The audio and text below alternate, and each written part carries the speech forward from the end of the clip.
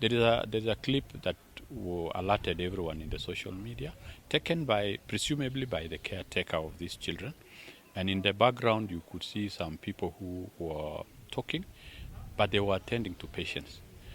Two patients were being attended to. A fourth person came in who wanted to ask about the condition of a relative he had, and he happened to know the doctors who were there. He greeted them, and for a while they made some pleasantries, and then they laughed. But the clinicians who were there were looking at other patients. It's not showing that we've established that they were not just idling. We are trying to follow the steps to see where the gaps were, and we'll address that appropriately with the necessary disciplinary action. And from the teams that we have, none would really leave a child all that long who has been stung by bees. This was a very, very, very bad situation where children are really suffering, and us adults are watching.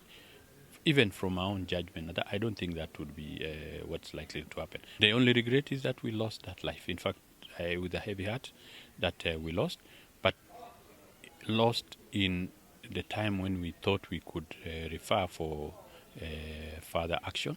I know some of the contributions could have been the amount of envenomation that the bees, because apparently she disappeared, and between up to 1 hour, these others were attended to 1 hour before, and that could also be contributed to the outcome of this problem. The amount of sting, the delay in coming, but even though she came late, she was also given the same treatment that the others got. But all the same, our expectation was that the child would receive treatment at the other end. If she didn't reach, it is really highly regrettable that happened.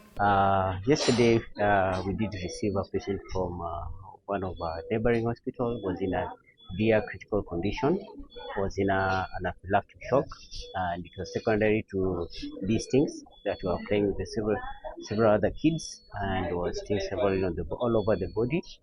So we did able to manage the patient, resuscitated him, and currently the patient is in stable condition, being admitted to our critical care unit.